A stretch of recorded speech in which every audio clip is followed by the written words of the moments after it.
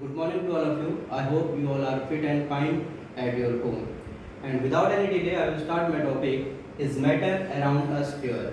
This is a second video of this chapter, and in previous video I have explained about the pure and impure substances. It means compound, elements and mixture I have explained in previous video. And in this video I will explain about the one part of mixture is solution.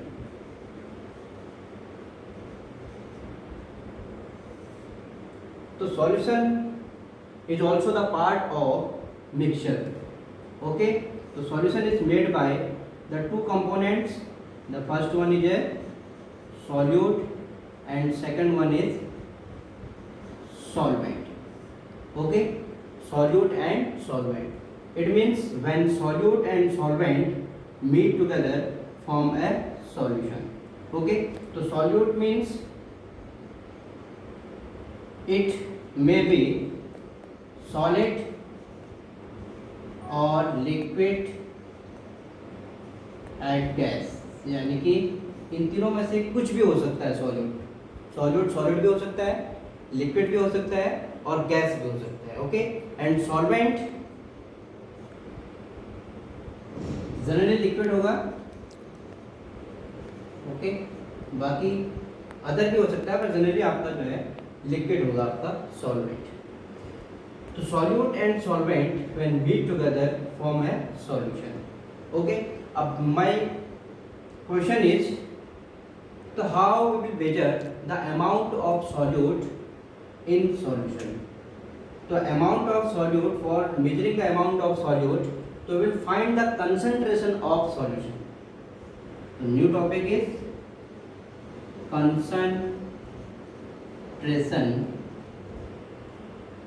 of solution. Okay, so concentration of solution, it means it will tell us about the amount of solute in solvent, or we can say the amount of solute in solution. ठीक है, तो according this we will divide solution into two category. First one is a dilute and second one is concentrate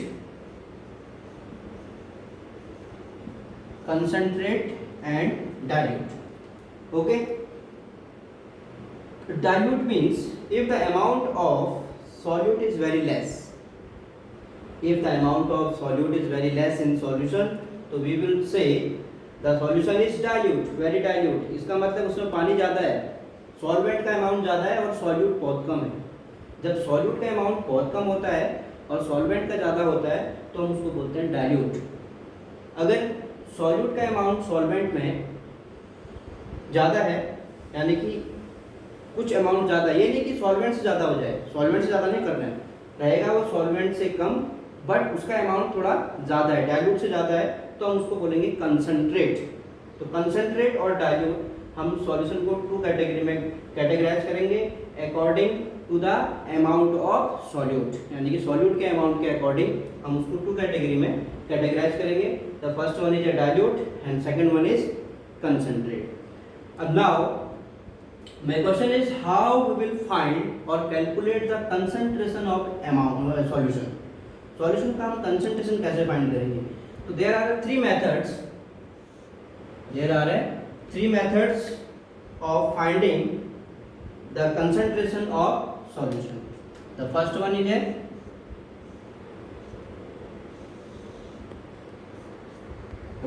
is mass upon mass, and second one is mass upon volume, and third one is volume upon volume. Okay, so with the help of these three methods we can find the concentration of solution. For finding the concentration of solution, we will use the three methods or three process in which the first process is या first method is mass by mass, m by mv हम इसको note short में right करते हैं, mass upon volume, m upon vv हम इसको short में note right करते हैं, and volume upon volume v upon v हम इसको राइट करते हैं. तो first I will explain mass upon mass. Okay, तो मास अपॉन मास में हम इसका फॉर्मूला बताऊंगा आपको मैं. तो concentration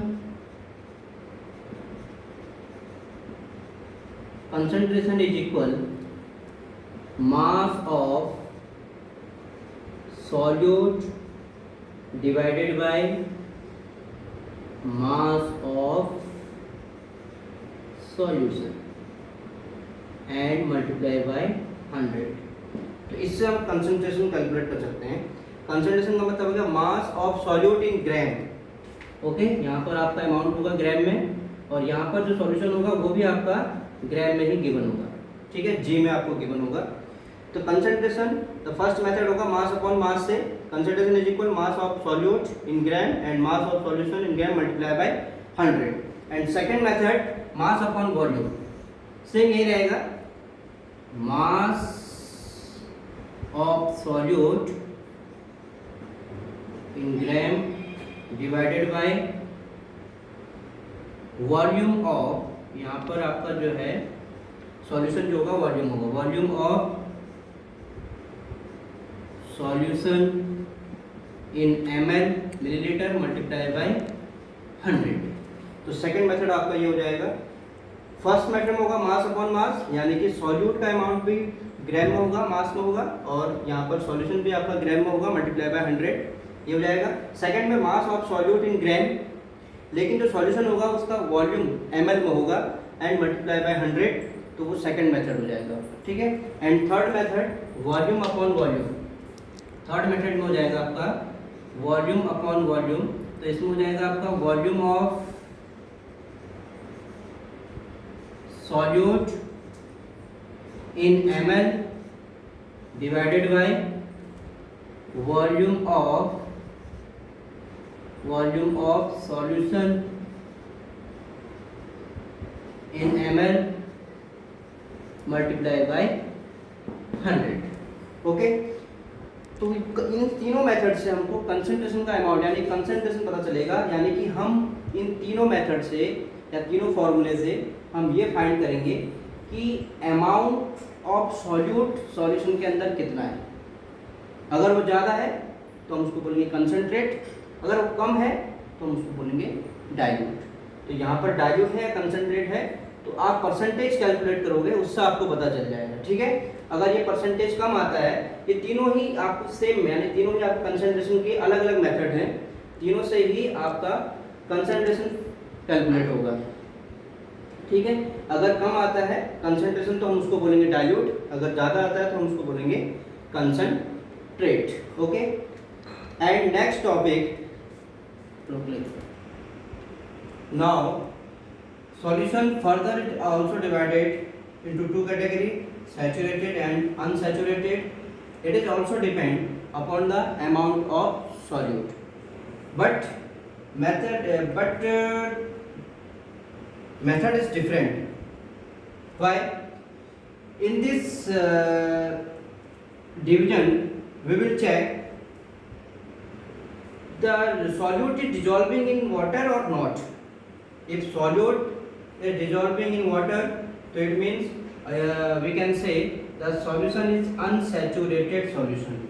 And if solute is not dissolving in solution or solvent, so we can say now solution is saturated. Okay. But यहाँ भी हम इसको अमाउंट के अकॉर्डिंग कह सकते हैं, अमाउंट बोलिए या फिर डिजॉल्विंग और नॉन डिजॉल्विंग सॉल्यूट के अकॉर्डिंग बोलिए. ठीक है. तो ये सैचुरेटेड में क्या होगा कि अब ये सॉल्यूशन के अंदर हम क्या करेंगे, जैसे कि इसको एग्जांपल से आपको बताता हूँ. आपने लिया 100 ml वाटर, 100 ml वाटर में आपने क्या किया, कुछ सॉल्ट डिजॉल्व कर दिया. ठीक है. 1 टीस्पून, पहले आपने क्या किया, 1 टीस्पून इसके अंदर सॉल्ट डिजॉल्व किया, वो आसानी से डिजॉल्व हो गया. ठीक है। फिर आपने सेकंड टीस्पून डाला इसमें, सेकंड टीस्पून भी डालने के बाद वो भी डिजॉल्व हो गया। लेकिन जो थर्ड टीस्पून आप इसमें डालना शुरू किया तो डिजॉल्व हुआ, लेकिन उसने टाइम लिया, ठीक है। अब फोर्थ डालेंगे तो वो डिजॉल्व हुआ ही नहीं। तो इसका मतलब है कि इसके अंदर 100 ml वाटर की जो कैपेबिलिटी थी डिजॉल्व करने की, अब वो ख़त्म हो चुकी है। अब वो सॉल्यूशन आपका क्या हो चुका है, सैचुरेटेड हो चुका है। सैचुरेटेड का मतलब है कि if no more amount of solute will dissolve in solution, then solution we can say the solution is known as saturated solution. If अब सेकंड केस में इसी में आपका अनसैचुरेटेड भी हो जाएगा। कैसे? जब पहले 1 टीस्पून इसमें डाला तो डिजॉल्व हो रहा था, तो इसका मतलब सेकंड टीस्पून भी इसके अंदर अभी कैपेबिलिटी है डिजॉल्व करने की, तो इसका मतलब है कि ये अभी अनसैचुरेटेड है। तो अनसैचुरेटेड से सॉल्यूशन को हम सैचुरेटेड में कन्वर्ट कर सकते हैं। कैसे? हम उसको कंसंट्रेट बना के, कंसंट्रेट का मतलब है कि सॉल्यूट का अमाउंट बढ़ाने के बाद, ठीक है। तो अनसैचुरेटेड सॉल्यूशन का मतलब क्या होता है, if we are able to dissolve the amount of solute in solution, so we can say the solution is unsaturated. If we are not able to dissolve solute in solution, so we will say the solution is saturated solution. Okay, तो आपको saturated और unsaturated भी समझ में आ गया होगा।